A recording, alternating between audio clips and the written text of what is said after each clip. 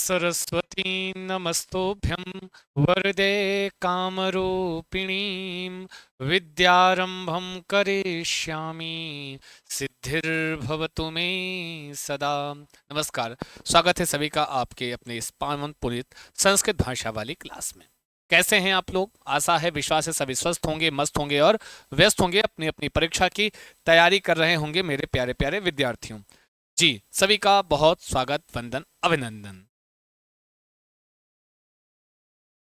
जी, तो आज हम वो टॉपिक लाए हैं जहां पर आपके प्रीवियस ईयर में जहां जहां से क्वेश्चन पूछे गए हैं, पता है, जहां जहां से क्वेश्चंस पूछे गए हैं वो वाले टॉपिक्स आज हम आपके लिए लेकर आए हैं। उन टॉपिक के विषय में हम लोग चर्चा करेंगे। अक्सर उन टॉपिक से क्वेश्चन बनते हैं और आपकी परीक्षा में बने हुए हैं, ठीक है। हाँ, तो आज हम आपको कुछ प्रश्न भी कराएंगे, कुछ एक दो क्वेश्चंस भी कराएंगे, लेकिन ज़्यादा क्वेश्चंस आज नहीं होंगे, प्रैक्टिस इसके बाद होगी। क्योंकि आज हम पहले ये टॉपिक्स देख लेंगे, टॉपिक्स आपको पढ़ लेंगे। कुछ टॉपिक हैं, देखते हैं। जैसे एक प्रश्न बनता है आपके यहाँ राजभाषा और सह राजभाषा से बनता है प्रश्न। आज वो टॉपिक है सीधे, मतलब सीधा सीधा जो प्रश्नों से उठा के लाया गया है, वो टॉपिक लाइन जो सीधे प्रश्नों में पूछा गया है। राजभाषा, राजभाषा कथ्यते। राजभाषा किसी होती क्या है? तो पहले तो हमारी राजभाषा है क्या, ये आप बताओगे कमेंट बॉक्स में। ये आप बताओगे चैट बॉक्स में कि हमारी राजभाषा होती क्या है या हमारी राजभाषा है क्या, ठीक है जी। हाँ जी भाई, क्वेश्चंस पहले आज कंटेंट पढ़ लेंगे, तो बस कल के बाद से क्वेश्चंस ही होने हैं। हाँ जी, कल के बाद से फिर हम आपको थोड़ा सा कुछ कंटेंट पढ़ाएंगे, उसके बाद सीधे क्वेश्चन ही पढ़ाएंगे, ठीक है। ठीक, इसके बाद सीधे क्वेश्चंस ही चलने हैं। बस फटाफट जल्दी से, आज क्लासेस में बहुत सारे टॉपिक एक साथ में आपके लिए हैं, बहुत सारे टॉपिक एक जगह पे हैं। तो कृपया करके पूरा ध्यान लगा के यहाँ पर रहेंगे। जो भी हमारे विद्यार्थी हैं सभी का बहुत स्वागत, वंदन, अभिनंदन, सभी को मेरा नमस्कार है, ठीक है जी। आइए, राजभाषा, पहले तो लिख के बताओ हमारी राजभाषा क्या है, कमेंट बॉक्स में लिख के बताओ। बहुत बढ़िया, हिंदी बता रहे हैं, well done, well done, well done. किसी देश या राज्य सरकार द्वारा उसके प्रशासनिक कार्यों को संपन्न करने के लिए, ठीक है। संस्कृत में लिख के आता है प्रशासनिक कार्य हेतु हो। आ कार्यस्य कृते, प्रशासनिक कार्यस्य कृते या भाषा प्रयुज्यम, प्रयुक्तम या प्रयुज्यम, सा राजभाषा कथ्यते, ठीक है। तो कहते हैं भाई, प्रशासनिक कार्यस्य कृते, प्रशासनिक कार्यों के लिए, या भाषा, या भाषा प्रयुक्तम, जो भाषा प्रयुक्त होती है, सा राजभाषा, वह राजभाषा होती है, ठीक है जी। हाँ, वो क्या कहलाती है बेटा? राजभाषा का, जब किसी भी राष्ट्र के लिए, किसी भी देश या किसी राज्य, किसी राष्ट्र या किसी राज्य के जो प्रशासनिक कार्य हैं जिस भाषा में संपादित होते हैं, वह उस राष्ट्र की राजभाषा या उस राज्य की राजभाषा के रूप में जाना जाता है, ठीक है। उसे राजभाषा कहते हैं, का प्रयोग क्या है तो उसे राजभाषा कहते हैं। संस्कृत में आता तो इसे लिख के आता है, तो शब्दावली हम आपको बताएंगे, शब्दावली भी हम आपको सिखाएंगे, चिंता मत कीजिए, ठीक है जी। हाँ जी,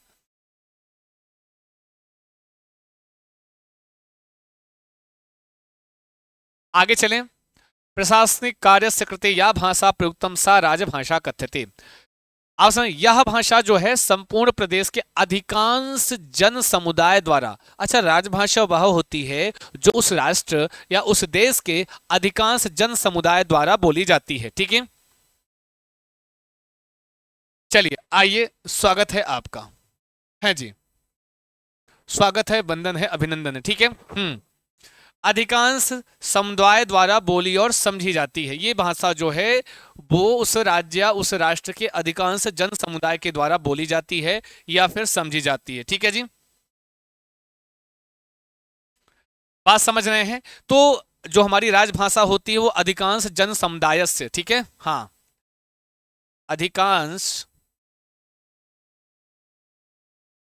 जन समुदाय से भाषा,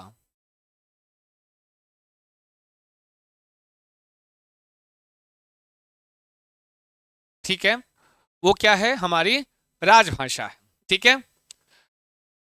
और संपूर्ण प्रशासनिक दृष्टि से, किस दृष्टि से बेटा, प्रशासनिक दृष्टि से संपूर्ण राज्य में सर्वत्र इस भाषा को महत्व प्राप्त होता है। ये सारी विशेषताएं हैं राजभाषा के विषय में। कहने का तात्पर्य हमारा बस इतना है ना जी, कहने का तात्पर्य इतना है कि हम लोग जब कभी भी ये राजभाषा से प्रश्न बनेगा तो उसके विषय में याद रखना, ये अधिकांश जन समुदाय उस राष्ट्र या उस विशेष राज्य या उस राष्ट्र के ज्यादातर समुदाय के द्वारा जन समुदाय के द्वारा बोली जाने वाली भाषा होती है, और यह प्रशासनिक कार्यों में निरंतर प्रयोग होने वाली भाषा होती है। हमें बताओ, हमारी राजभाषा आपने बता दे बेटा हिंदी है, आपने बताया जी हिंदी है। अब आप बताओ, संविधान के परीक्षा में यह पूछता है संविधान के किस अनुच्छेद के अंतर्गत इसको हिंदी भाषा को राजभाषा का दर्जा प्राप्त है और किस भाग के अंदर? तो बताओ, हिंदी जो केन अनुच्छेद, कस्य अनुच्छेदे, किस अनुच्छेद में, कस्य अनुच्छेदे? स्वागतम सर्वेशाम कृते, बहुत स्वागत है, वंदन है, अभिनंदन है। हाँ जी, बताओ सभी लोग जो भी छात्र जुड़े हुए हैं, कस्य अनुच्छेदे, कस्य अनुच्छेदे प्राप्ता ऐसा भाषा कस्य अनुच्छेदे भारतीय संविधान कस्य अनुच्छेदे प्राप्ता। हाँ, कोई बात नहीं, ठीक है, आगे बढ़े, आगे चलते हैं मेरे प्यारे प्यारे विद्यार्थियों। तो बोलो सभी लोग फटाफट, जितने भी छात्र जुड़े हुए हैं सभी का स्वागत है, वंदन है, अभिनंदन है। अनुच्छेद बताओ, फिर हम बताएं लिख के जी। भाग भी बताओ, आपकी परीक्षा में 3431 ये राजभाषा का, हिंदी हमारी राजभाषा है, 343 के 1 पहले भाग संख्या 1 में। आगे आ जाओ। अब एक प्रश्न आता है भाई, सहराजभाषा एसोसिएट लैंग्वेज क्या होती है हमारी? सहराजभाषा, ठीक है जी। सहराजभाषा क्या होती है? सहराजभाषा हमारी क्या होती है? ये बेटा भारतीय संविधान के अनुसार अंग्रेजी सहराजभाषा है। और संस्कृत भाषा में जब ये लिख कर आता है तो क्या लिख के आता है बेटा? ये लिख के आता है आंग्ल भाषा है। अंग्रेजी भाषा को वहां हम क्या लिखा हुआ मिलता है हमको? आंग्ल भाषा। बहुत सारे विद्यार्थी पूछे सर आंग्ल भाषा कौन सी? भाई अंग्रेजी भाषा आपकी आंग्ल भाषा होती है। और इसकी जो संस्तुति है, सहराज भाषाया संस्तुति संविधाने का, ठीक है, संविधाने का स्थिति वर्तते। सहराज भाषा संविधाने का स्थिति वर्तते, का संस्तुति वर्तते। एकदम लल्लन टाप सीखोगे, चिंता मत करो जी, ठीक है। हाँ, वो जो आप लोग 1-2 नंबर से आपका रुकता है ना, वो संस्कृत से पूरा हो जाएगा। संस्कृत से हम वो नंबर चुराएंगे, आपको देंगे, ठीक है। हाँ, चिंता मत करियो जी, वहां से वो नंबर चुरा के हम आपको देने वाले हैं। सहराज भाषा एसोसिएट, भारतीय संघ अंग्रेजी सहराज भाषा, जिसका उपयोग हिंदी भाषा के अतिरिक्त सरकारी कामकाज में किया जाता है। मतलब कहने का, सहराज भाषा पहले तो वह होती है जो हमारी राजभाषा होती है, उसके स्थान पर हम सरकारी कार्यों में उसका प्रयोग करते हैं। खासकर अगर हम बात करते हैं भारत के विषय में, है ना जी, तो वहां पर क्या है कि जो हमारी सहराज भाषा है वो आंग्ल भाषा है, क्योंकि इस भाषा का प्रयोग हिंदी के स्थान पर प्रशासनिक कार्यों में किया जाता है, ठीक है। प्रशासनिक कार्यों में हिंदी के स्थान पर इसका प्रयोग किया जाता है, ठीक है जी। कोनो दिक्कत, कोनो परेशानी नास्ती। और इसकी संस्तुति आप लोगों ने बता भी दिया है, बहुत बढ़िया, किस अनुच्छेद के? भाग 2 में है, ठीक है, 343 भाग 2। भाषा कौन सी बोले तो आंग्ल भाषा। कौन सी भाषा बेटा? आंग्ल भाषा। अस्तु, कोई समस्या नास्ती। सहराज भाषा। और क्या क्या बोलते हैं इसी को हम लोग बोलते हैं सह कार्यालयी भाषा, ठीक है। सह राजभाषा, सह प्रशासनिक भाषा, ऐसे बोल देते हैं। ये सब लिखा हुआ होता है, सह कार्यालयी, सह राजभाषा, ठीक है। सहायक राजभाषा, सह राजभाषा या सहायक एक ही वस्तु, ठीक है। तो इतने सारे नाम से भी इनको हम पूछ लेते हैं, जान लेते हैं, समझ लेते हैं, ठीक है जी। ठीक है, आगे बढ़े।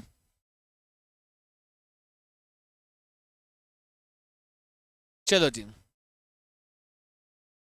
कोई समस्या नास्ती, बहु सम्यकम, शोभनम, जोरदार, जबरदस्त, जिंदाबाद, आपसे बेहतर कोई नहीं, आप हैं सबसे बेहतर और बढ़िया सीखते हैं। आगे आइए, प्रश्न है। ऐसे देखो, एक प्रश्न मैं लाया हूं, बाकी ऐसे बहुतेरे प्रश्न हैं।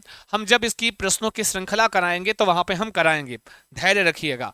भारतीय संविधान में हिंदी भाषा किम स्थानम विद्यते, का स्थान विद्यमान है, कौन सा स्थान है, बताओ फटाफट जल्दी से आंसर करो सभी लोग। जो भी छात्र हैं फटाफट आंसर करो, जितने भी छात्र जुड़े हुए हैं, देरी नहीं करने का। जो भी विद्यार्थी जुटे हुए हैं सभी लोग आंसर करेंगे। सभी का बहुत स्वागत है, वंदन है, अभिनंदन है हमारे इस सेशन में। ठीक है ना जी? अरे बोलो बोलो, अरे कुछ तो बोलो, लिख कर बोलो, सारे बोलो, प्रेम से बोलो, सही कौन सा। हाँ, मुझे पता था कि आपका आंसर एकदम राजभाषा रूपेण संस्तुति अस्ति, किम स्थानम राजभाषायाः रूपे वर्तते। ठीक है, हिंद्याम स्थानम, ठीक है, राजभाषा रूपेण अस्ति, सह राजभाषा आंग्ल भाषा अस्ति। ठीक है, अगर हम बात करते हैं सह राजभाषा तो आंग्ल भाषा अस्ति, कौन सी जी, आंग्ल भाषा सह राजभाषा अस्ति, आंग्ल भाषा हमारी सह राजभाषा है। आई बात गई समझ में? समझ रहे हो ना गुरु? कौनो दिक्कत कौनो परेशानी सब देखेंगी राधा रानी, चिंता मत करियो तुम लोग। आगे बढ़े, आगे चलते हैं, आगे बढ़ते हैं मेरे प्यारे प्यारे विद्यार्थियों। ठीक है, एक होता है सक्रिय शब्दावली और दूसरी होती है निष्क्रिय शब्दावली। यहां से प्रश्न बनता है आपकी परीक्षा में, यहां से क्वेश्चंस बनते हैं आपकी परीक्षा में। एक होती है सक्रिय शब्दावली, एक होती है निष्क्रिय शब्दावली। सक्रिय शब्दावली क्या है? ये ऐसे शब्द हैं जो एक व्यक्ति नियमित रूप से मौखिक भाषण और लेखन में उपयोग करता है। ध्यान देना, जब सक्रिय शब्दावली की बात आएगी तो दो चीजें याद रखना, भाषणम लेखनम। क्या लिखोगे जी? क्या ध्यान में रखना है? भाषणम लेखने, भाषणे या लेखने,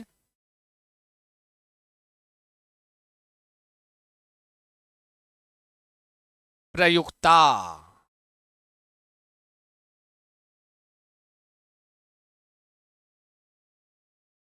भाषणे लेखने प्रयुक्ता मतलब सक्रिय शब्दावली वह होती है जो भाषण में और लेखन में प्रयुक्ता मतलब प्रयोग की जाती है। समझना जी? बहुत बढ़िया, बहुत बढ़िया। आवाज क्लियर नहीं है क्या जी? एक बार कमेंट करके बताओ बेटा, हमारी आवाज नहीं है।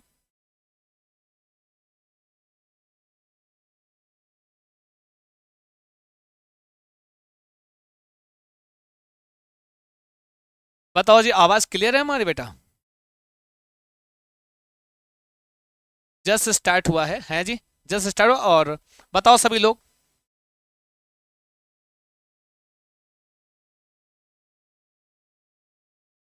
बताओ सभी लोग कि आवाज हमारी क्लियर है, आवाज जा रही है कि क्या कोई प्रॉब्लम है? सर क्लास नहीं आ रही है, ऐसे कैसे हो सकता है जी? ओके डन, साउंड क्लियर है, वही तो पता नहीं कौन बोलता जी हैं। भाषणे लेखने, जब कभी प्रश्न ऐसा बनता है, सुन लो, प्रश्न ऐसा बनता है कि निष्क्रिय शब्दावली को ही हम कहते हैं ग्राह्य शब्दावली।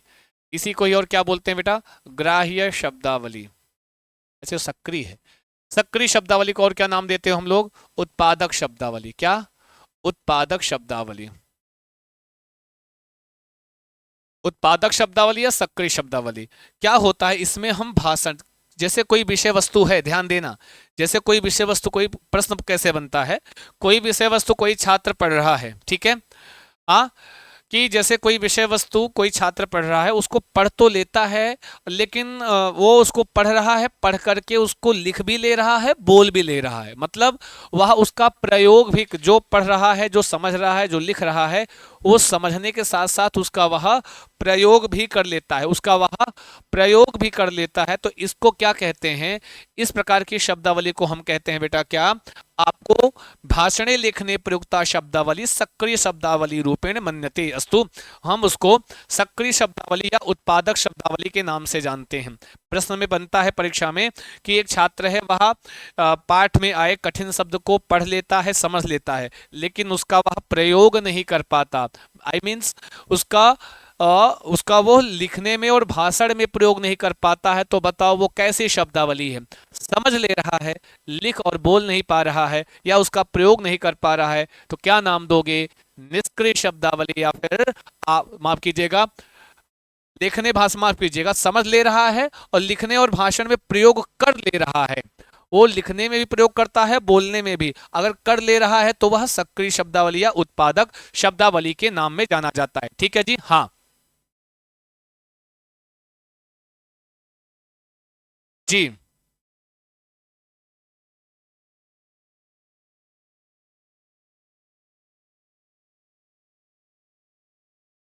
आ जाओ फटाफट, आ जाओ। फिर कहते हैं निष्क्रिय शब्दावली को ही क्या नाम देते हो जी हम? ग्राह्य शब्दावली।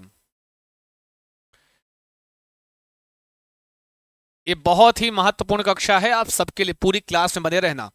निष्क्रिय शब्दावली को ग्राह्य शब्दावली कहते हैं। यह उन शब्दों का सेट है जो एक व्यक्ति सुनने या पढ़ते समय, मतलब इसका संबंध किससे है? श्रवणम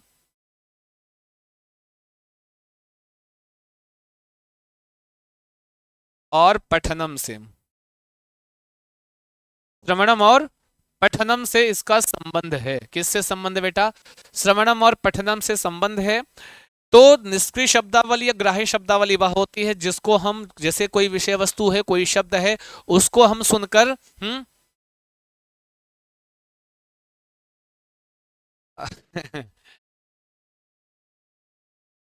आप पढ़ रहे हो मेरे प्यारे विद्यार्थियों, ये जो भी पढ़ रहे हो सक्रिय निष्क्रिय, ये हिंदी में भी है, संस्कृत में भी है, अंग्रेजी में भी है, उर्दू में भी है। तो मतलब भाषा कोई भी होगी वहां पर यह काम आती है। ठीक है बेटा, हाँ हाँ,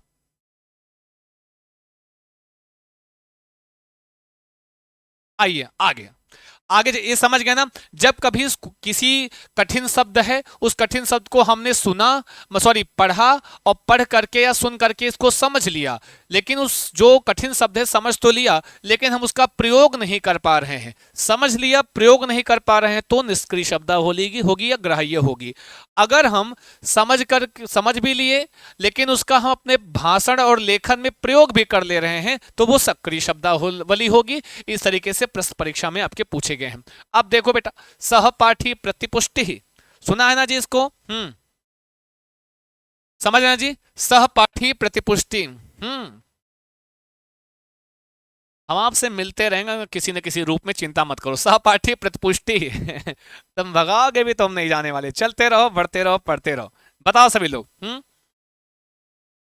बताओ जी। सहपाठी प्रतिपुष्टि तो संस्कृत में आता है पाठ्य पुस्तक लेखने नियमित रूपेण प्रयोक्तव्य। एक प्रश्न आता है कि सहपाठी प्रतिपुष्टि विषय किम कथनम सत्यम, कौन सा कथन सत्य है? बात समझ रहे हैं? कोई दिक्कत? बात नहीं है। पाठ्य पुस्तक लेखने नियमित रूपेण प्रयोक्तव्य, किसी भी पाठ्य पुस्तक में के लेखन में नियमित रूप से, कभी भी जो सहपाठी की प्रतिपुष्टि होती है वो क्या होती है बेटा? नियमित रूपेण, हाँ नियमित रूपेण प्रयोक्तव्य कहते हैं। अब इसके बारे में जान लो। साथी द्वारा आकलन किए जाने के बाद, ये जो रमेश हैं, ये जो सुरेश हैं, दो छात्रों का पेयर है, पेयर है, दो छात्रों का जोड़ा है। आकलन किए जाने के बाद उनकी प्रतिपुष्टि का लेखन के साथ अधिगम में नियमित रूप से प्रयोग करना चाहिए। कहने का तात्पर्य यह है। बात समझ रहे हैं ना जी? बात समझ रहे हैं? ये है क्या बेटा आपका? ये वाला देखो ना जी। हम मिलते रहे। तो ये है आपका, ये रमेश हैं, सुरेश हैं, ये अपनी विषय वस्तु, इनकी कॉपी ये देख रहे हैं, इनकी कॉपी ये दिख रहे हैं, ठीक है? तो ये इनकी कॉपी चेक करें, इनकी यही है ये है पेयर असेसमेंट, इसी को बोलते हैं।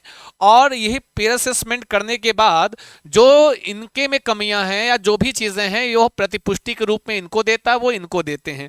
बात समझ रहे हैं? यही है सहपाठी प्रतिपुष्टि की भाई, दो छात्रों का जोड़ा है कि नहीं? है ना जी? बोलो बोलो विद्यार्थियों। ठीक है, तो दो छात्रों का जोड़ा है। अब दो छात्रों का युगल है, पेयर है, उसमें एक छात्र दूसरे छात्र का असेसमेंट कर रहा है। उसमें होगा क्या? उसमें एक दूसरे को वह फीडबैक देना बहुत जरूरी है। नियमित रूपेण प्रयोक्तव्य प्रतिपुष्टि ही, देखें जी, सहपाठी प्रतिपुष्टि। इस आकलन में बालक समूह में सक्रिय रूप से, एक तो सहपाठी प्रतिपुष्टि में छात्र सक्रिय रहेगा, ठीक है, छात्र सक्रिय रहेगा, बालकों को त्रुटि की पहचान करने में सक्षम बनाता है, छात्रों की त्रुटियों की पहचान में आपको वह सक्षम बनाता है। बात समझ रहे हैं?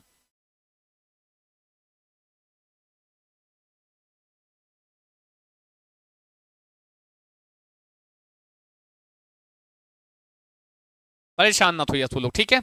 हाँ, इस आकलन में बालक समूह में सक्रिय रूप से काम करता है, बालकों को त्रुटि की पहचान करना सक्षम बनाता है, बालक त्रुटि की पहचान कर उसमें सुधार करने में सक्षम होते हैं, बालकों की निर्णय लेने की शक्ति को मजबूत बनाता है, और छात्रों की क्या, निर्णय लेने की शक्ति को मजबूत बनाता है। यह क्या करता है जी, छात्रों की निर्णय लेने की शक्ति को यह मजबूत बनाता है। क्या, आपकी सहपाठी प्रतिपुष्टि, निर्णय लेने की, भाई जैसे आपका मित्र, ये आप हो, ये आपका मित्र है, एक दूसरे की कॉपी वगैरह आप जो असेसमेंट एक दूसरे का कर रहे हो, तो इसमें निर्णय लेने की क्षमता विकसित होती है। ठीक है जी। बात समझना जी।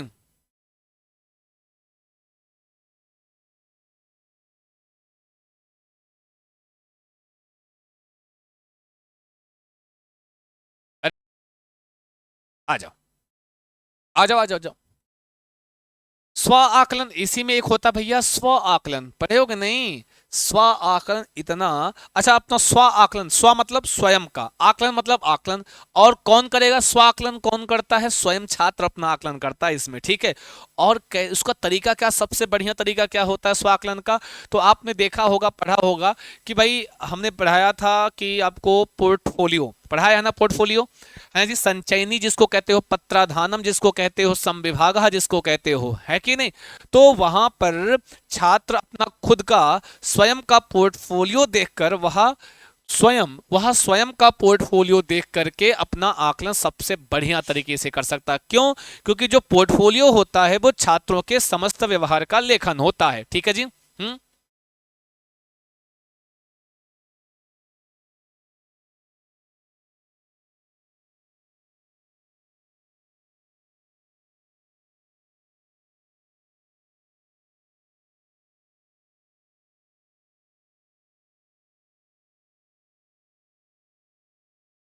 आ जाओ भाई, का है गुस्सा है पड़े हमारे विद्यार्थी, आप हैं तो हम हैं, काहे परेशान हो बेटा।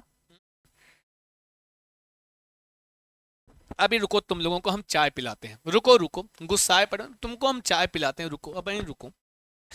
स्व आकलन, रुको रुको, हमें पता कि तुमको चाय चाय चाहिए, अभी पिलाते हैं जी, रुक जाओ। अपनी प्रगति जानने के लिए किया गया स्वयं का आकलन, स्व आकलन। ऐसा देखो लिखा भी है, जैसे पोर्टफोलियो के पन्नों को उलट पलट कर देखने से बच्चे अपना स्वयं का आकलन कर सकते हैं, सबसे बढ़िया तरीका होता है। तो कभी पोर्टफोलियो के विषय में भी अगर प्रश्न आता है, हाँ पोर्टफोलियो से जुड़ा हुआ प्रश्न आता है, ठीक है, ठीक है, पोर्टफोलियो से जुड़ा हुआ जब प्रश्न आता है बेटा, तो याद रखना, पोर्टफोलियो से जुड़ा हुआ जो प्रश्न आता है तो उसमें भी अगर कहीं स्व आकलन ऑप्शन में आया है तो वह राइट होता है। ठीक है, हाँ। आओ, इन लोगों की चाय की व्यवस्था करो, सबके लिए चाय की व्यवस्था करो। पोर्टफोलियो के पन्नों को उलट कर छात्र देखेगा, भाई देखो, क्योंकि वो समस्त व्यवहार का लेखन होता है, पोर्टफोलियो है कि नहीं, पोर्टफोलियो छात्रों के समस्त व्यवहार का लेखन होता है, इसलिए जरूरी है। ठीक है, स्वाकलन। अध्यापक द्वारा आकलन कब होता है, वो शिक्षण प्रक्रिया के, कहा गया जी, शिक्षण प्रक्रिया के दौरान, हाँ, निरंतरम प्रचलती अध्यापकेन आकलनम, आता है अध्यापक के द्वारा आकलन, समझना जी। बात समझ जी, अध्यापकेन आकलनम, अध्यापक के द्वारा किया जाने वाला आकलन जो है वह निरंतर शिक्षण प्रक्रिया के दौरान चलता रहता है। वह क्या होता है बेटा, निरंतर शिक्षण प्रक्रिया के दौरान चलता रहता है। ठीक है जी, आगे चलते हैं। आओ आओ, तुमको बिस्किट भी चाहिए ना, हाँ, और बिस्किट की भी व्यवस्था है, आओ आओ, बस चुप पे रहो, थोड़ी देर ध्यान से पढ़ लो, काम की चीज आपके लिए हम व्यवस्था कर रहे हैं, सच्ची बता रहे हैं। चाय चाहिए ना जी, आओ, पिलाते जी तुमको चाय जी।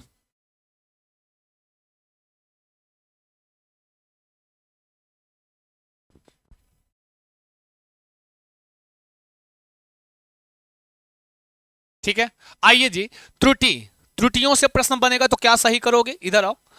अधिगम क्षेत्रम अस्ति, ये अधिगम का क्षेत्र होती है, शिक्षण से सोपानम, शिक्षण का सोपान होती हैं त्रुटियां, छात्र अध्यापकस्य कृते अवधेय स्थलम, कभी त्रुटियों से प्रश्न आएगा तो क्या सही करना है, किसी भी ऑप्शन में दिख जाए। अधिगम का क्षेत्र होती है, शिक्षण का सोपान होती है, छात्र और अध्यापक के लिए सीखने का क्षेत्र होती है, दोनों के लिए, छात्र और अध्यापक दोनों के लिए यह सीखने का क्षेत्र होती है। हाँ जी।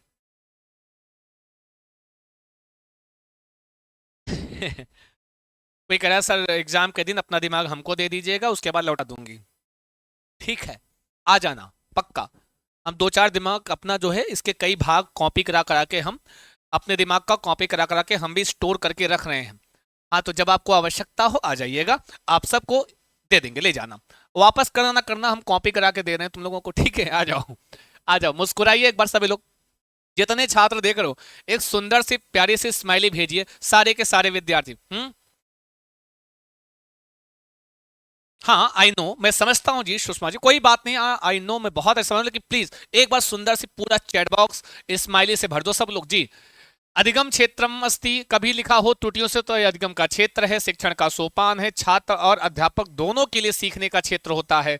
यह प्रतिनिवेश, पुनर्निवेश, अनुनिवेश या फीडबैक है। तो ये सब का मतलब एक होता है, चाहे प्रतिपुष्टि का मतलब होता है ये सारी चीजें। प्रतिपुष्टि ही, प्रतिपुष्टि को ही क्या कहते हैं, प्रतिनिवेश कहते हैं, पुनर्निवेश कहते हैं, अनुनिवेश कहते हैं और फीडबैक कहते हैं। आई वहां, ये हुई ना बात है जी। अनुनिवेश कहते हैं मेरे प्यारे विद्यार्थियों, ये त्रुटियों के संदर्भ में अगर कहीं पूछे त्रुटियों से प्रश्न, पढ़ते रहो, तुम्हारे काम आएगा जी। अधिगम का क्षेत्र होता है, त्रुटियां सीखने का क्षेत्र होती हैं, सीखने का सोपान होती है, सोपान सीढ़ी, ठीक है, छात्र और अध्यापक दोनों के लिए सीखने का क्षेत्र होती हैं। और प्रतिनिवेश, पुनर्निवेश, अनुनिवेश, इन सब का मतलब क्या हुआ, इन सब का संस्कृत में लिखा हुआ है, और इन सब का मतलब होता है प्रतिपुष्टि, या अंग्रेजी में बोले तो फीडबैक। फीडबैक को संस्कृत में अनुनिवेश लिखा आता है, पुनर्निवेश, प्रतिनिवेश। समझ गए ना जी। हाँ जी, अब मेरे शेरों और शेरनियों, तभी तो कहते हैं आपसे बेहतर कोई नहीं। आओ, बहिर्वेशनात्मक लेखनम। What is बहिर्वेशनात्मक? जब कभी ऐसा हो, दिनांते स्वादैनंद्याम स्वभाव लेखनम। दैनंदन्याम क्या होता है, जब हम दिन के अंत में, ठीक है जी। हाँ जी, चलते रहो जी, चलते रहो मेरे प्यारे विद्यार्थियों। दिन के अंत में अपनी दैनंदिनी में, चाहे पत्र में, चाहे उत्तर पुस्तिका में, जब हम अपने स्वभाव का लेखन करते हैं, जब हम अपने स्वभाव का लेखन करते हैं, तो उसी को क्या बोलते हैं, बहिर्वेशन लेखन।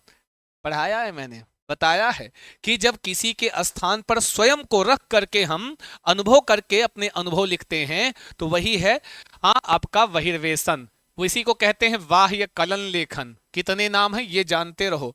इसी को कहते हैं समन्वेशी। एक नाम और आता है वाग विस्तृतान।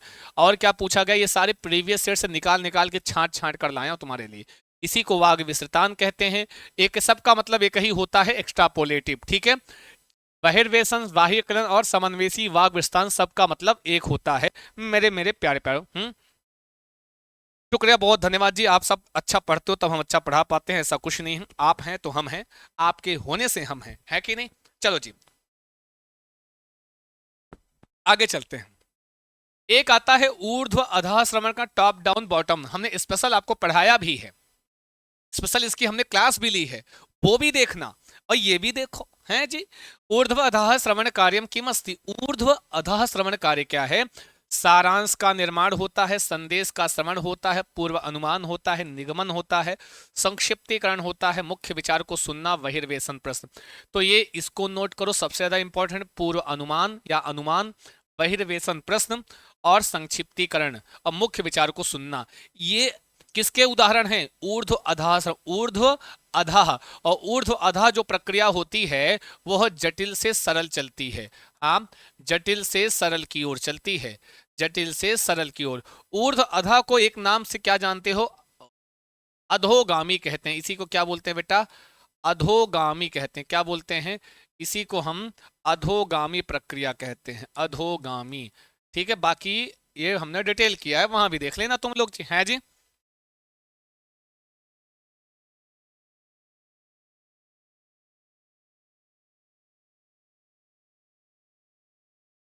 सर चाय नहीं मिली। शुक्रिया। अ, चाय नहीं मिली, चाय तो हम पी गए जी किनारे से, क्या करें। हाँ, तुम लोग आपस में बात कर रहे हो तो हम कहे हम पी लेते हैं, तब तक जी देखा जाएगा, तो हैं आ जाओ। अधः अधः ऊर्ध्व, ये दूसरा क्या जी बेटा? अधः ऊर्ध्व श्रवण कार्यम। क्या है दूसरा?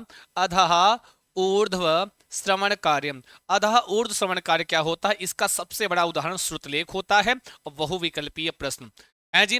कभी भी ऊर्ध्वगामी अगर बात करते हैं, ऊर्ध्वगामी की चर्चा है, तो उसके एग्जाम्पल क्या है? कहीं श्रुतलेख और बहुविकल्पीय प्रश्न। श्रुतलेख बहुविकल्पीय प्रश्न ऊर्ध्वगामी ही। हाँ जी, ऊर्ध्वगामी प्रक्रियाया मध्ये आगच्छति। ठीक है जी। ठीक है बेटा, कोनो दिक्कत? हम्म। धन्यवाद जी। एक सेकंड रुकेगा मेरे प्यारे विद्यार्थियों, थोड़ा सा।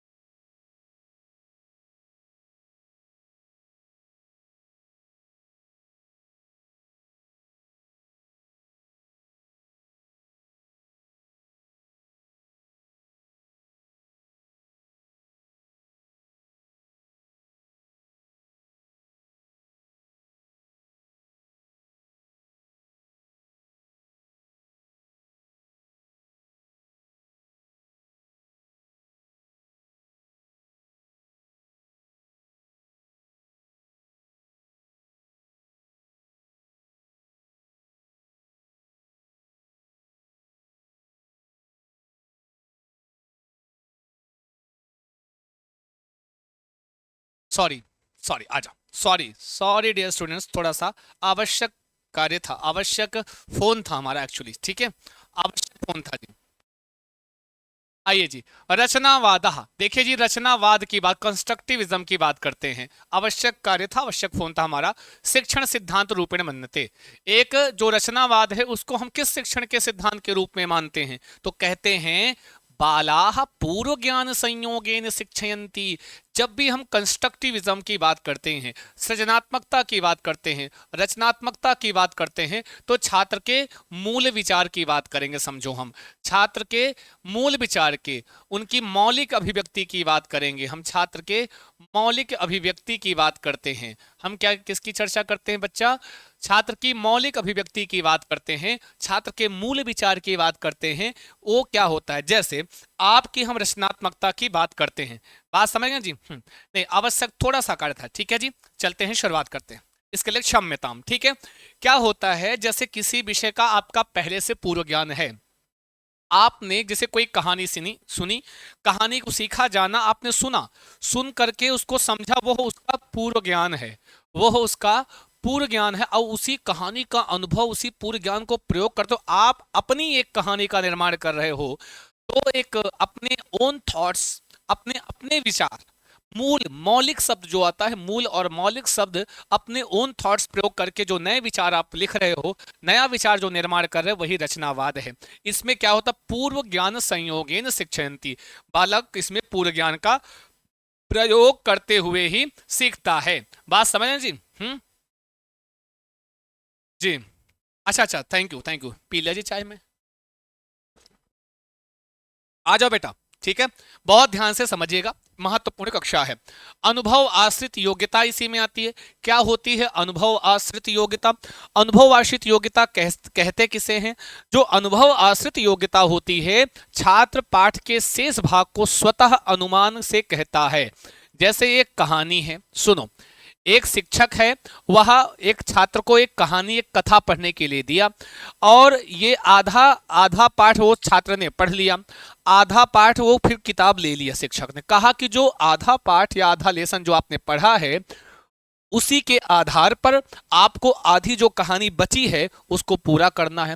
तो वहां पर छात्र जो आधी कहानी को पूरा करेगा, वह अपने अनुभव से, क्योंकि उसको यहां से क्लू मिल गया है कि कहानी में आखिर क्या है, तो जो यहाँ तक पढ़ा हुआ है उससे पता चल जाए कि आगे हम क्या इसमें हो सकता है कहानी में। ठीक है जी। तो उसके बाद जो आधी कहानी को पूरा कर रहा है, वह उसमें क्या प्रयोग हो रहा है, छात्र की अनुभव की योग्यता का परिचय हो रहा है। ठीक है, छात्र अपने अनुभव का प्रयोग करके यह कार्य कर रहा है। ठीक है मेरे प्यारे विद्यार्थियों, समझ गए ना जी? वो आधे पाठ को अपने उसी को, और इस आधे पाठ को पूरा करना अपने अनुभव पर, इसी योग्यता को अनुभव आश्रित योग्यता कहते हैं। यहां से भी डिक्टो आपकी परीक्षा में प्रश्न पूछा गया है, यहां से भी क्वेश्चंस आपके यहां पूछा गया है मेरे प्यारे प्यारे विद्यार्थियों। चलते रहो, बढ़ते रहो और पढ़ते रहो। ठीक है, क्रेशन महोदय, यहां से I+1 व्यवस्था, ये बहुत पसंदीदा सवाल है। I+1 व्यवस्था यह बहुत पसंदीदा सवाल है, समझ लेना जी। हाँ जी, ठीक है जी, ये बहुत पसंदीदा सवाल है सीटीटी का, खासकर भाषा वाले पेपर में। I+1 क्रेसन महोदय, स्टीफन क्रेसन नाम सुना होगा, इनकी अवधारणा भी पता होगा कि, आइए थोड़ा इनके बारे में पहले जान ले फिर देखते हैं। इनका जो सिद्धांत है उसको कहते हैं बोधगम्य निवेशः, इनकी अवधारणा कंप्रेहेंसिबल इनपुट, इसी को कहते हैं बोध प्रविष्टि, इसी को क्या बोलते हैं, बोध प्रविष्टि ही, इसी को क्या बोलते हैं, बोध प्रविष्टि, इसी को कहते हैं बोध निविष्टि, इसी को बोध निविष्टि बोलते हैं, इसी को बोध निविष्टि ही बोलते हैं, बोध प्रविष्टि ही बोलते हैं, बोधगम्य निवेशा बोलते हैं, I+1 व्यवस्था। ठीक है जी, तो इसका मतलब क्या है, इसका तात्पर्य क्या है? इसका तात्पर्य है छात्राणाम भाषा स्तराद, छात्रों के भाषा के स्तर से उच्च स्तरीय भाषाया सह संपर्क, जो छात्र का वर्तमान भाषा का स्तर है वह, और जो छात्र का वर्तमान भाषा का स्तर है उसको उससे उच्चतर भाषा से संपर्क कराना, यही आपकी I+1, जो I है वह है आपका वर्तमान भाषा का स्तर, +1 जो है वह है, हाँ वो, ठीक है, बात समझ रहे जी? जो +1 है वह आपका क्या है, उच्च स्तरीय भाषा का स्तर है, उच्च स्तरीय भाषा का लेवल है। समझ गए जी? बोधगम्य निवेश का अर्थ है छात्रों का भाषा स्तर, अच्छा वही बात की गई, जो वर्तमान भाषा का स्तर, जो छात्र का वर्तमान भाषा का स्तर से उच्च स्तरीय भाषा के साथ संपर्क। ठीक है, समझना जी, ये थीम है, और जितना बार प्रश्न आया है ऐसे ही आपके ऑप्शन सही हुए हैं हमेशा बोधगम्य निवेशा से। और इसमें और क्या होता है, जिसमें छात्रों के विकास हेतु किसी विषय वस्तु, कोई विषय वस्तु ऐसी दी जाती है उनके भाषा स्तर से उच्चतर की हो, जो जो छात्र का भाषा स्तर है उससे उच्चतर की विषय वस्तु आपको दी जाती है। बात समझ रहे हैं जी? जिससे वे उस विषय वस्तु को पढ़कर समझते हुए, जिससे कि वे उस विषय वस्तु को पढ़कर समझते हुए उसका अर्थ ग्रहण करें, इससे उनका समुचित विकास होता था छात्र का। जैसे हम कह सकते हैं, जैसे आपके लिए आपका अपठित गद्यांश होता है, बात समझ पा रहे हो? जैसे आपका एक अपठित गद्यांश होता है, वह अपठित गद्यांश क्या होता है बेटा? अपठित गद्यांश आपके लिए कार्य करता है कि जैसे अब जैसे अभी ये विषय वस्तु पढ़ रहे हो, स्टीफन क्रेशन को पढ़ रहे हो, अब इनको तो आप पढ़े हो, इनसे परीक्षा में प्रश्न आया तो आपने इसको पढ़कर गया है, आप पढ़कर गए हो आप, ठीक है जी। लेकिन जब अपठित गद्यांश अपठित होता है, आप यहाँ गद्यांश का तरीका सीखते हो, बाकी जरूरी नहीं कि वही वाला आ जाए, है कि नहीं मेरे प्यारे विद्यार्थियों, ठीक है।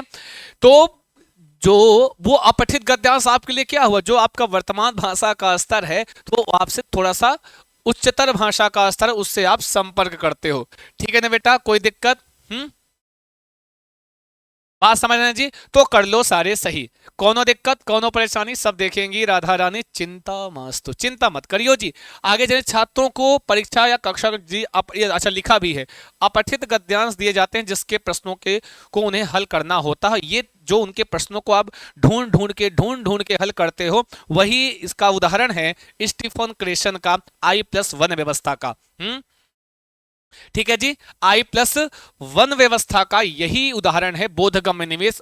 जरूरी यह है शब्दावली सीखो, इसी को बोध प्रविष्टि बोलते हैं, बोध निविष्टि बोलते हैं, अवबोध निविष्टि बोलते हैं, अवबोध निवेशः बोलते हैं, अवबोध निवेशः कई नाम से आता है आपकी परीक्षा में। तो जरूरी यह सीखना है, शब्दावली सीखना है कि नहीं। इन्हीं की दूसरी परिकल्पना है, वैसे तो इन्होंने 5 परिकल्पनाएं दी हैं, लेकिन ज्यादातर प्रश्न जहां से भाषा में जहां से बना है, ठीक है, भाषा में जहां से क्वेश्चंस बने हैं वो मैं आपको बताने का प्रयास कर रहा हूं। तो एक यहां से प्राकृतिक क्रम परिकल्पना, यहां से भी क्वेश्चन बना हुआ है, यह भी क्रेसन महोदय की परिकल्पना है, नेचुरल ऑर्डर, अंग्रेजी भाषा में नेचुरल ऑर्डर बोलते हैं। क्रेशन महोदय की प्राकृतिक क्रम में भाषा के नाम ही है क्रम पद, क्रमशः अवयव, जो भाषा के अवयव होते हैं क्रमबद्ध तरीके से अधिग्रहित किए जाते हैं। प्राकृतिक क्रम परिकल्पना में जो भी भाषा के तत्व होते हैं, जो भाषा के अवयव होते हैं, उनको एक निश्चित क्रम में सीखा जाता है, हाँ, अधिग्रहण किया जाता है। इसके अंतर्गत बच्चे पूर्व निर्धारित प्राकृतिक क्रम में व्याकरणिक संरचना प्राप्त करते हैं। इन विचारधारा का विस्तार भाषा अधिग्रहण के सिद्धांत में दूसरी भाषा को के अधिग्रहण में, दूसरी भाषा के अधिग्रहण के लिए इस विचार का प्रयोग किया गया। पहले हम भाषा, प्रथम भाषा, फिर हम दूसरी भाषा क्रमशः सीखते हैं, ठीक है जी। हाँ, डायरेक्ट हम दूसरी भाषा नहीं, बात समझ रहे हैं कि नहीं मेरे प्यारे विद्यार्थियों। पहले हम दूसरी भाषा नहीं, मेरे प्यारे विद्यार्थी ध्यान दीजिएगा, पहले हम दूसरी भाषा नहीं, हम निश्चित क्रम में सीखते हैं, पहले प्रथम भाषा देन द्वितीय भाषा, यही आप सिखाता है प्राकृतिक, नेचुरली हम क्रम से सीखते हैं मेरे प्यारों। अब एक प्रश्न यहां से बनता है जी, प्रामाणिक सामग्री नाम तो सुना होगा, नाम तो सुना होगा, डायरेक्ट वो आज वही टॉपिक है जो सीधे सीधे प्रश्नों में दिखते हैं आपको, ठीक है, ये डायरेक्ट वही टॉपिक जो सीधे सीधे आपको क्वेश्चंस में दिखते हैं मेरे प्यारे विद्यार्थियों। आगे चलें, आगे बढ़ें मेरे प्यारे विद्यार्थियों, कोनो दिक्कत कोनो परेशानी नहीं होनी चाहिए। प्रामाणिक सामग्री खाद्य सूची मेनू कार्ड, खाद्य सूची मेनू कार्ड बोलते हैं। जैसे आप किसी होटल में जाओ, होटल में जाओ कि भाई हाँ पिज्जा और ये इसका इतना रेट, ये वो जो है वो मेनू कार्ड वही तो है, मेनू कार्ड वही तो है कि नहीं बताओ। प्रामाणिक सामग्री menu card, menu card, menu card गए हो कि नहीं, जब आप जाते ही बैठ तो मेनू कार्ड उठाते हो, वही उसी की बात कर रहे हैं। मेनू कार्ड खाद्य सूची, खाद्य विषयक सूची, इसी को और लिख संस्कृत में क्या लिखकर आता है, आहार सूची, क्या लिखकर आता है बेटा, आहार सूची। समाचार पत्राणाम अंशाह, जो समाचार पत्र हैं उनके अंश, ठीक है। रेलयान समय तालिका, जो समय सारणी होती है आपकी रेलयान की, ठीक है जी,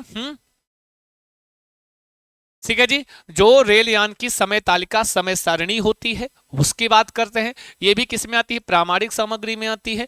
और क्या आता है, लघु कथा, ये सब उदाहरण किसके हैं, प्रामाणिक सामग्री की, याद रखना प्रश्न पूछता है जी। लघु कथा किसका उदाहरण है, प्रामाणिक सामग्री का उदाहरण है।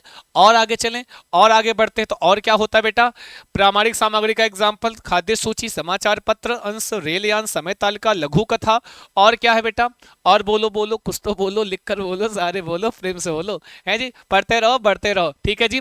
और हाँ जी, विज्ञापनम, विज्ञापनम, क्या जी, विज्ञापनम, विज्ञापन जो होता है जी, विज्ञापनम। व्यंग्य चित्रम, व्यंग्य चित्रम, ये सब किसके एग्जाम्पल हैं, सारे प्रामाणिक सामग्री के। और सबसे बड़ी बात ये जानने वाली है, ये जो हमने गोला किया, मैं समझ रहा हूं मेरे प्यारे। चलते रहो, बढ़ते रहो, पढ़ते रहो, पढ़ते रहो। बहुत ही महत्वपूर्ण कक्षा है, ये समझ लेना मेरे प्यारे प्यारे विद्यार्थी। बहुत ही महत्वपूर्ण कक्षा है, इस बात का विशेष ध्यान रखियो तुम लोग। ठीक है। यह है कस्यापि लेखकैः लिखिता पाठ्य पुस्तक प्रामाणिक सामग्री रूपेण न स्वीक्रिय न स्वीकृता। किसी भी लेखक कभी भी प्रश्नाया निम्नलिखितेषु प्रामाणिक सामग्री रूपेण स्वीक्रियते। ध्यान देना। हाँ जी, आप समझ रहे हैं। कस्यापि लेखकैः लिखित पाठ्य पुस्तक प्रामाणिक सामग्री न स्वीकृते रूपेण। ध्यान देना, प्रश्न बनता है निम्नलिखितेषु प्रामाणिक सामग्री रूपेण न स्वीकृते। निम्नलिखित में से प्रामाणिक सामग्री के रूप में स्वीकृत नहीं है किसी प्रसिद्ध लेखक के द्वारा लिखित पुस्तक। वो क्या होता है जी? किसी भी लेखक कहे सर व्यंग्य चित्र क्या होता है? तो आप देखते होंगे पेपर में, जब आपका न्यूज़पेपर में कभी कभी ऐसे ऐसे ऐसे आपको कार्टून रूप में बने होता है, उनके ऐसे ऐसे सारे उनके वाक्य लिखे होते हैं। ऐसे जो ना, उसमें चाहे कॉमेडी होता है चाहे वो जोक्स होते हैं, फिर ऐसे वो वही व्यंग्य चित्र हैं सब हैं। अब उनके वो बोल रहा था ऐसे, वहां बबल निकल के ऐसे लिखा होता है। तो ये क्या है? ये व्यंग्य चित्र कहलाते हैं। हाँ, ये आपको देखने को मिल जाता है। तो याद रखना, क्योंकि हम प्रामाणिक सामग्री मान लेते हैं, याद रखना कभी भी इस चीज को। ठीक है, कि इसको क्या बोलते हैं? कस्यापि लेखकैः लिखित पाठ्य पुस्तक प्रामाणिक सामग्री रूपेण ना स्वीकृत ना स्वीकृता। किसी भी लेखक के द्वारा लिखी जो पुस्तक होती, कभी उसको हम प्रामाणिक शिक्षण के कार्य में कभी प्रामाणिक सामग्री रूपेण ना स्वीकृता।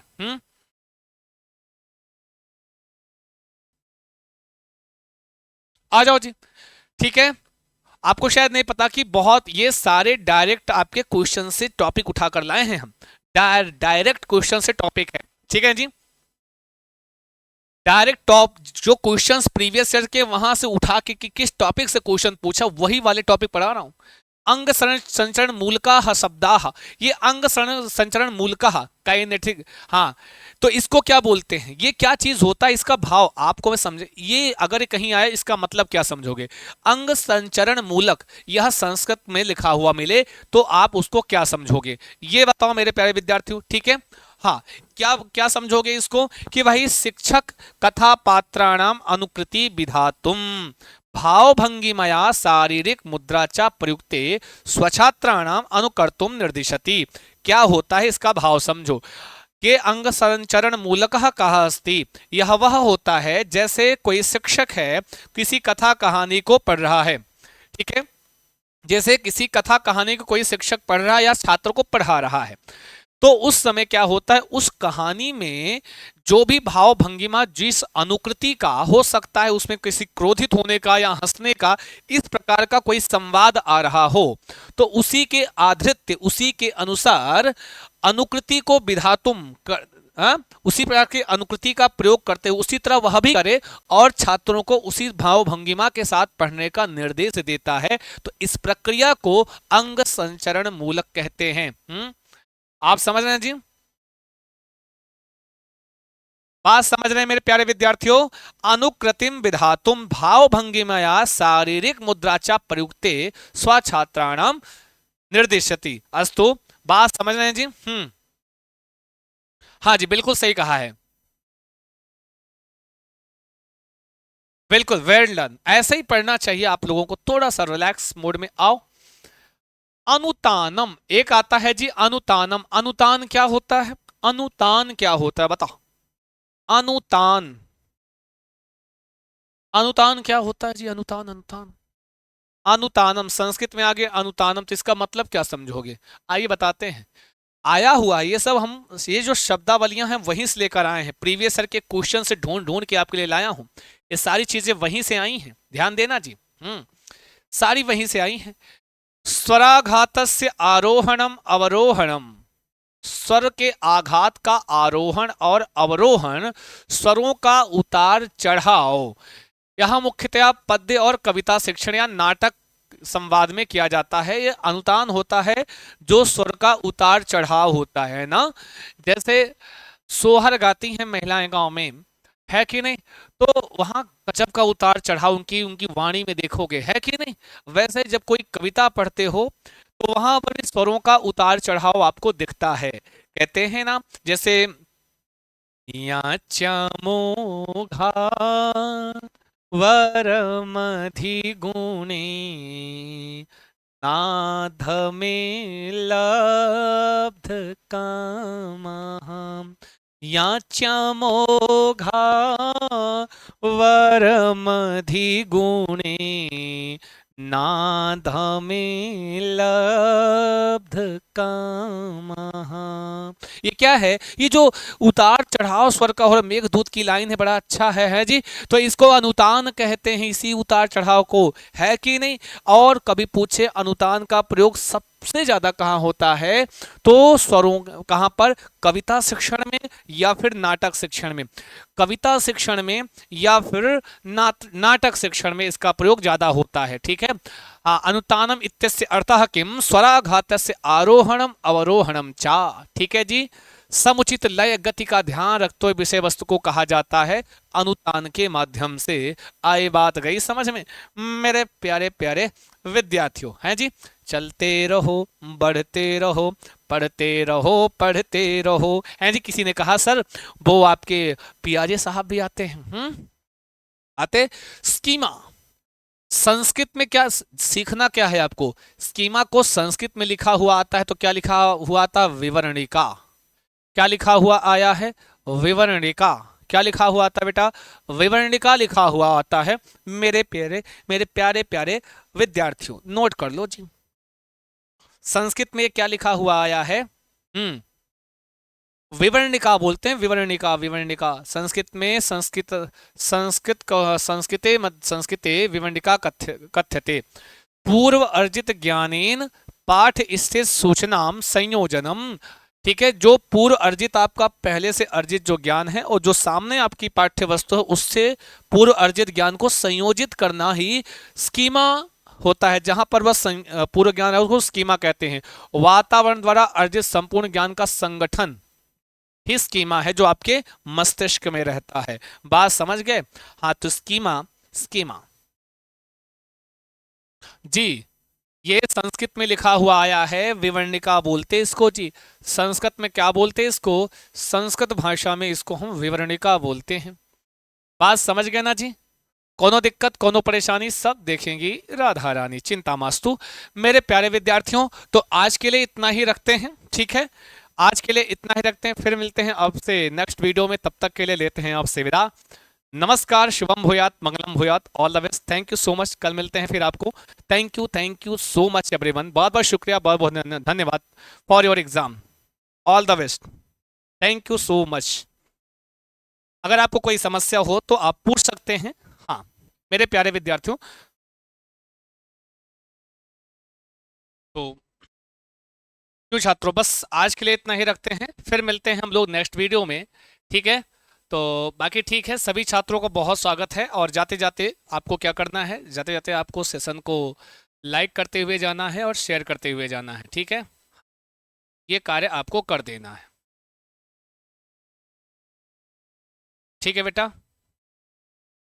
चलिए, thank you so much everyone. और अगर आप अभी नए हो तो आप जाके संस्कृत चंद्रा का ऐप आपको क्या करना है? डाउनलोड कर लेना है। वहां पे फ्री टेस्ट मिल जाएगा, ई बुक की पीडीएफ मिल जाएगी। ई बुक की पीडीएफ मिल जाएगी, जाकर के पढ़ लो। ये ई बुक पीडीएफ फॉर रिवीजन के लिए रामबाण इलाज है। ई बुक का पीडीएफ आपके लिए रामबाण इलाज है, ध्यान देना। ई बुक का पीडीएफ रामबाण इलाज है आप सबके लिए। तो बहुत बहुत शुक्रिया, बहुत बहुत धन्यवाद टू ऑल ऑफ यू। नमस्कार, शुभम भूयात, मंगलम भूयात। धन्यवाद। जाते जाते सेशन को लाइक कर देना। शुक्रिया।